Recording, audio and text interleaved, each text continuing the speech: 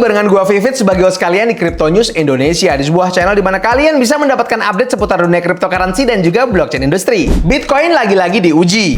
Bukan sama chart doang, tapi juga sama politik Amerika Serikat. Tanggal 30 Januari ancaman shutdown Amerika Serikat makin nyata. Pertanyaannya, Bitcoin bakal jadi safe haven atau ikut kejungkel bareng pasar?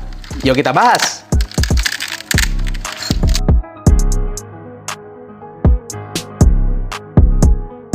Oke nih guys, kita bahas pelan-pelan. Bitcoin sekarang lagi masuk fase rawan. Setelah rally Januari yang sempat bikin berharap, ternyata gagal total. Bitcoin masih koreksi. Harga sempat bermain di sekitar 95.000 sampai 98.000 dolar, tapi nggak kuat langsung drop lagi. Sentimen pasar berubah cepat, dan sekarang semua mata tertuju ke satu tanggal penting, 30 Januari nanti. Kenapa sih shutdown Amerika Serikat ini rame banget dibahas? Simpelnya gini nih guys, Kongres Amerika Serikat masih belum sepakat soal anggaran 2026. Pendanaan bakal habis sekitar tanggal 30 Januari. Dan sampai sekarang negosiasinya masih mentok.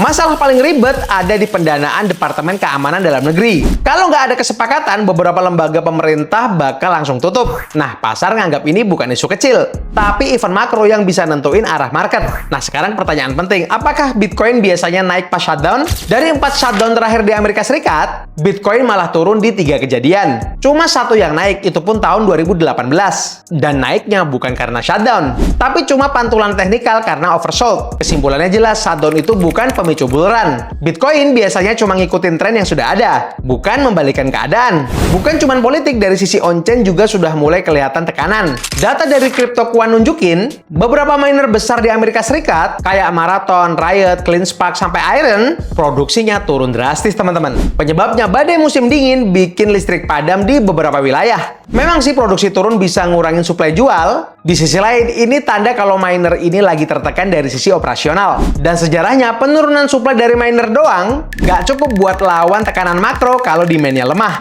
Nah sekarang kita lihat perilaku investor teman-teman. Data net realized profit and loss nunjukin kerugian yang direalisasi makin naik.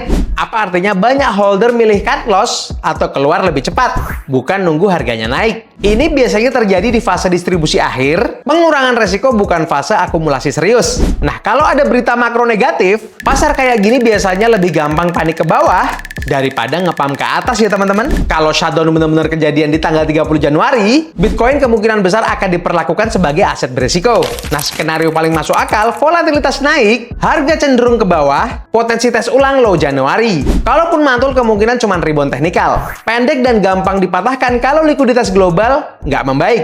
Bull run gede saat shutdown, secara data sangat kecil kemungkinannya. Intinya gini nih guys, Bitcoin nggak masuk ke isu shutdown dari posisi kuat. Arus ETF masih ada, miner tertekan, investor main aman, dan resisten penting gagal ditembus. Tanggal 30 Januari bisa jadi uji mental buat market kripto. Jadi gimana nih guys menurut kalian? Apakah Bitcoin bakal to the moon di tahun ini? Atau masih harus koreksi lebih dalam? Coba tulis pendapat kalian di kolom komentar. Nah selain berita yang tadi teman-teman, di video kali ini gue juga bakalan update tentang salah satu project pre-sale yang namanya Maxi Doge Token. Buat kalian-kalian yang sudah ngikutin video-video sebelumnya tentu sudah tahu ya tentang aset yang satu ini. Nah mereka ini sedang menjalankan project pre-sale di situs resmi mereka. Buat kalian-kalian bisa pelajari lebih dalam lagi tentang bagaimana tokenomics-nya, kemudian bagaimana roadmap-nya ke depan.